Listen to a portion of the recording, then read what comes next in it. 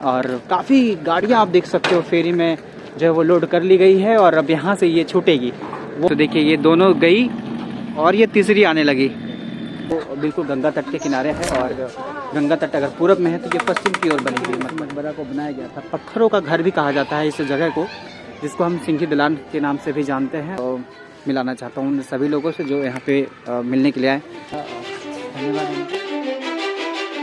धन्यवाद जाता है। जो हर गाइज कंटिन्यू करता हूँ इस ब्लॉग को। हम इस वक्त राजमहल जा रहे हैं और राजमहल एक ऐसी जगह जो हमारे इतिहास में जो है वो नामांकित है।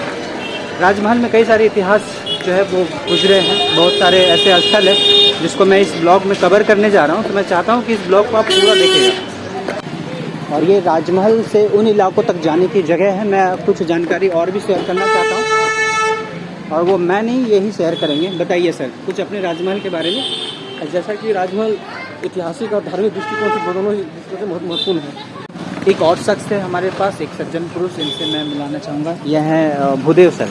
आप है भूदेव सर और आप मुझे अपने यहाँ पे होस्ट करें। इन्होंने बड़ा बढ़िया भोजन करवाया मुझे और आप दोनों का बड़ा आभारी प्रकट करता हूँ सर, आभारी हूँ भी। मैं चाहता हूँ कि आप लोग मुझे घुमाएं यहाँ पे। सिंघी दलान के बारे में आप कह रहे थे। राजमहल में कई सारे ऐसे जगह हैं जहाँ जिनके बारे में पता चलना बड़ी आवश्यक है। तो सिंघी दलान के आसपास में भी और बहुत सारे ऐसे जगह थे। अभी के लिए अभी हमारे विद्यालय है जी जी, वो 1818 में बना। अच्छा 1818 में, 1918 में, मतलब देश के आज़ाद होने से पहले बनी। आप यहाँ पे देख सकते हैं +2 JK उच्च विद्यालय राजमहल, स्थापित 1918। और पुरानी स्ट्रक्चर जैसी हुआ करती थी पहले, ये बिल्कुल वैसे ही आप अभी यहाँ पे देख सकते हैं। वैसे मैं जहाँ पे जा रहा हूँ वहाँ पे ब्रिटिश मकबरा, वहाँ पे फांसी घर और एक दो जगह और हैं जिसके बारे में हम वहाँ पे जाने के बाद जो है वो चर्चा करेंगे। इसके पूर्व मैं आपसे चर्चा करना चाहता हूँ यहाँ के रेलवे स्टेशन के बारे में। जाने के क्रम में ये एक मुझे चौक मिला है और यहाँ पे BDJ क्लब दिख रहा है जो 1897 ईस्वी में ही बना हुआ है। मतलब एक हैरत भरी बात है ये भी। मैं आपको बस थोड़ा सा दिखाना चाहूँगा। ये कौन सा चौक है वैसे? विवेकानंद चौक है। ये देखिए, ये कुछ ऐसी पुरानी चीज़ें हैं ना गाइस जिसको मैं हम छोड़ नहीं सकते। इसके साथ ही हम यहाँ पे रेलखंड है जो, उसके बारे में भी चर्चा करेंगे, क्योंकि ऐसा सुन रखा है कि देश में सबसे पहले मुंबई से थाने तक चली थी पटरिया में गाड़ी, बट दूसरी जो सबसे पहले चली थी वो यहाँ पे थी, यहाँ से हावड़ा। यहाँ से हावड़ा हम लोग आपके कारण से हम लोग सुने हैं। अच्छा, लेकिन ऐसा अभी तक कुछ ये नहीं, लेकिन ये सबसे पुराना रेल, ये सबसे पुराना। ये मैंने 2-3 जगहों पे मैंने सुना है। तो हम रेलवे लाइन की ओर जाएंगे और एक रास्ता है उधवा जाने की ओर, जो उधवा जाएंगे इसके बाद फेरी घाट इस ओर है, रेलवे स्टेशन राजमहल का इस ओर है, हम उधर जाएंगे। बट उसके पूर्व हम सिंघी दलान की ओर जा रहे हैं, जिसके बारे में कुछ इस जगह पे लिखा है। मुगल कालीन स्थापत्य कला एवं सशक्त साम्राज्य का प्रतीक मनोहरी सिंघी दलान राजमहल शहर में गंगा तट पर अवस्थित है। तो उसी गंगा तट की ओर जो है हम भ्रमण करने लग रहे हैं। चलिए हम चल करके दिखाएं। तो हम रेलवे के बारे में जिक्र कर रहे थे, अब बाकी बातें जो है रेलवे के बारे में वो हम बात करेंगे राजमहल रेलवे स्टेशन की ओर जो पहुँचने के क्रम में या पहुँचने के बाद। फिलहाल अब हम इस जगह की ओर से जो है प्रवेश करते हुए हम गंगा नदी तट की ओर जाएं और वहाँ के उन प्राचीन जगहों के बारे में जानें। पार्क से होते हुए हमें घुसना पड़ेगा इस जगह पे। सिंघी दलान यहाँ पे लिखा भी है, राजमहल स्वर्ण जयंती पार्क है ये।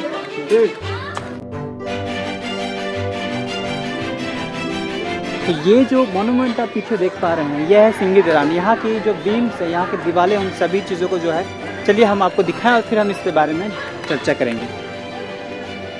तो सबसे पहले तो ये जो स्तंभ है इन्हें देखा जाए कि कितनी पुरानी है और इनकी कुछ इस प्रकार यहाँ पे कटाव हुई है पत्थरों की, तो इससे आप इन पत्थरों की जो है वो एज पता कर सकते हैं। काफ़ी पुराना, 400 साल 500 साल से। और लिखा भी है कि इनका 1580 से 1600 के बीच में जो है वो मान सिंह राजा जो थे, एक्चुअली में वो गवर्नर थे अकबर के, तो उन्होंने इस जगह को बनाया था।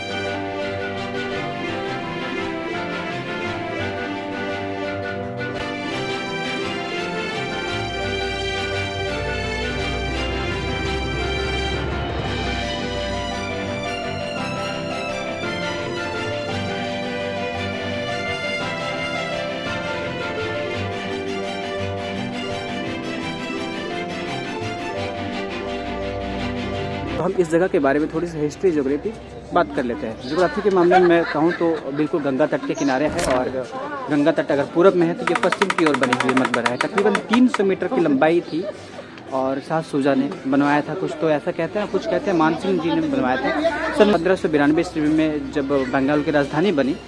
बंगाल, झारखंड और बिहार हम बोलेंगे, मतलब उड़ीसा की जो कुछ पार्ट थी जो जीतने के बाद हुआ, तो उसके बाद इस जगह को बनाया गया। मैं बताऊं कि रानियाँ, जो आपने जामा मस्जिद तो देखा था, वहाँ से हमने सुरंग की बात करी थी, तो उस जगह से सुरंग तकरीबन 12 किलोमीटर की बनाई गई थी। वहाँ से नहाने के लिए रानियाँ इस जगह पे आती थी। तो इस जगह पे आने ठहरने के लिए इस मकबरा को बनाया गया था। पत्थरों का घर भी कहा जाता है इस जगह को, जिसको हम सिंघी दलान के नाम से भी जानते हैं। और तकरीबन 1607 ईस्वी तक ये राजधानी यहाँ पे रही, और उसके बाद चिरकाल से होने के कारण और वक्त से वक्त बदलने के कारण जो है कहीं ना कई मायनों में ये क्षय होती गई। कई सारे और भी चीज़ें जो है वो इस सिंघी दलान नामक क्षेत्र में और क्षेत्र के आसपास रहा, जिनमें से एक मकबरा भी है, जिस मकबरा को अभी आप शायद नमाज पढ़ते हुए लोगों को देख सकते हैं और सुन सकते हैं। वो आसपास के ही किसी इलाके में किसी प्राइवेट प्रॉपर्टी की तरह है। एक नील कोठी नाम की भी क्षेत्र हुआ करती थी, जिसको अंग्रेजों के द्वारा, सुनता हूँ कि कुछ ऐसी चीज़ें है हुई थी, बट अब उसमें शहर बस गए हैं और उसका नामो निशान भी मिट गया। इसके साथ एक फांसी घर भी हुआ करता था, जिसके बारे में कहा जाता है कि वो क्षय हो चुकी, लगभग नष्ट के बराबर हो चुकी है। तो जाहिर सी बात है, अब जिन चीज़ों को हम देखने के लिए यहाँ पे आए थे, उन चीज़ों में से मात्र एक ये जगह है जिसको हम देख सकते हैं। और इसके साथ साथ एक और भी बात मैं बताना चाहूँ कि माघी पूर्णिमा में, जो कि फरवरी के महीने के आसपास आते हैं, इन जगहों में काफ़ी भीड़ होती है, काफ़ी जनसंख्या में जो है जनसैलाब यहाँ पे उमड़ा रहता है। माघी पूर्णिमा के मेले में कुछ बिल्कुल कुंभ की मेले की तरह जो है वो दिखती है। वैसे अब हम यहाँ से उस रेलवे स्टेशन की ओर भी चलेंगे और बातें करेंगे कुछ और इस जगह के बारे में। इससे थोड़ी सी दूर मंडई नामक जगह में भी बहुत सारे ऐसे ऐतिहासिक चीज़ें हैं जिसके बारे में बताना शेष रह गया। तब हम यहाँ से रेलवे स्टेशन की ओर जाएंगे, फिर जाएंगे एक फेरी घाट में। कई सारे आप यहाँ पे जहाज़ देख पा रहे होंगे।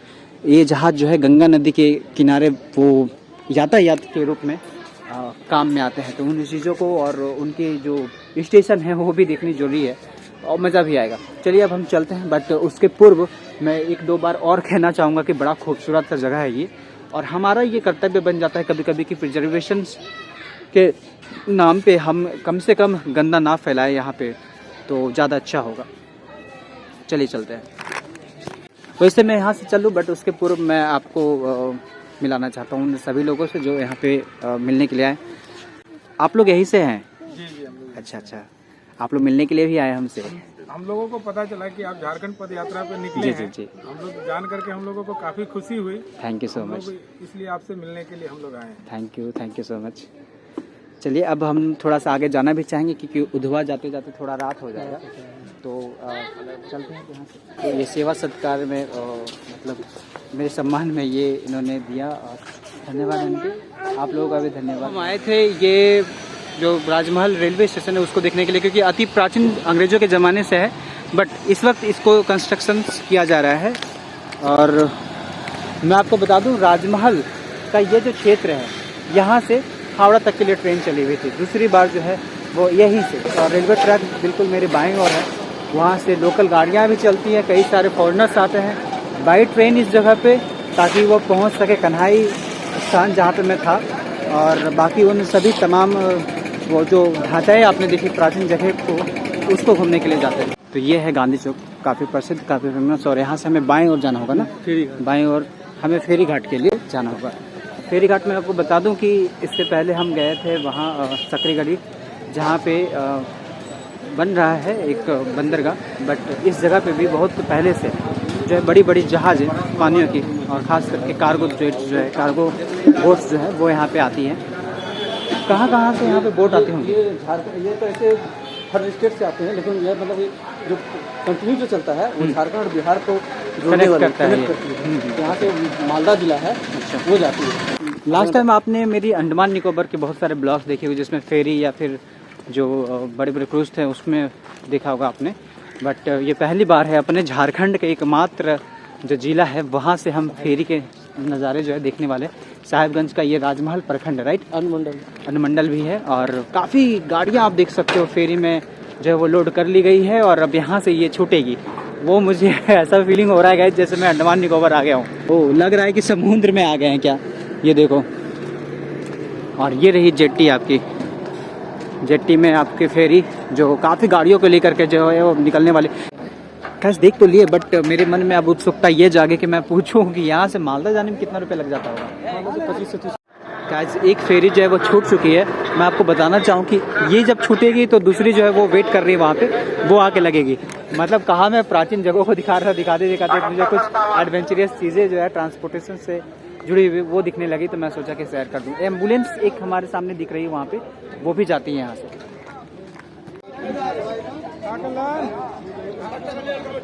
लोगों को चिकित्सा के लिए सुगम हो। तो ये देखिए गाइस खोल रही है, तो काफ़ी हैरान हो जाता हूँ मैं और काफ़ी आश्चर्यजनक भी लगता है ये देखने में। ये देखो एक खुल गई, एक खुल रही है बड़ी वाली, और एक दूसरी जो है वो आएगी। तो देखिए ये दोनों गई और ये तीसरी आने लगी। देख करके मैं इतना मतलब खुश होने लग रहा हूँ जैसे मुझे भी इसी फेरी में होते हुए जाना है। इसको देख करके मुझे अंडमान निकोबार की बहुत याद आने लग रही है। वैसे आपने अंडमान सीरीज को नहीं देखा होगा तो जाके प्ले लिस्ट में देख लेना। तो ये फेरी लग चुकी है, अब हम चले यहाँ से उधवा की ओर। सुप्रभात गाइस, मैं हूँ इस वक्त वन कुटीर में, जो कि उधवा बर्ड सेंचुरियन में आता है। और तो मैं दिखा देना चाहता हूँ इस वन कुटीर को, जहाँ पे मैं कल शाम को रुका हुआ था, और रुकने में मुझे मदद करी थी गगन सर ने, जो कि बीपीओ में है उधवा के ब्लॉक में, इसके साथ इंद्रजीत सर की। वैसे मैं अब यहाँ पे रुकने के लिए तो आया हूँ, बट मुझे यहाँ पे बहुत सारे ब्लॉग शूट भी करनी है। आज वेटलैंड डे है 2 फरवरी को, जैसे कि मैं शूट कर रहा हूँ इस वीडियो को। तो चलिए हम मिलेंगे एक नए ब्लॉग के साथ, एक नई जानकारी के साथ, क्योंकि पूरे ईस्ट इंडिया का एकमात्र बर्ड सेंचुरी है, और क्या कुछ देखने के लिए मिलेगा इस प्रोग्राम के द्वारा जो आज होने वाली है। तो हम फ्रेश होते हैं जल्दी से फटाफट, और चीज़ों के बारे में जो है वो थोड़ा सा परिचर्चा करेंगे। इसके साथ साथ चीज़ों को कवर भी करना है, तो आई नीड सम टाइम्स।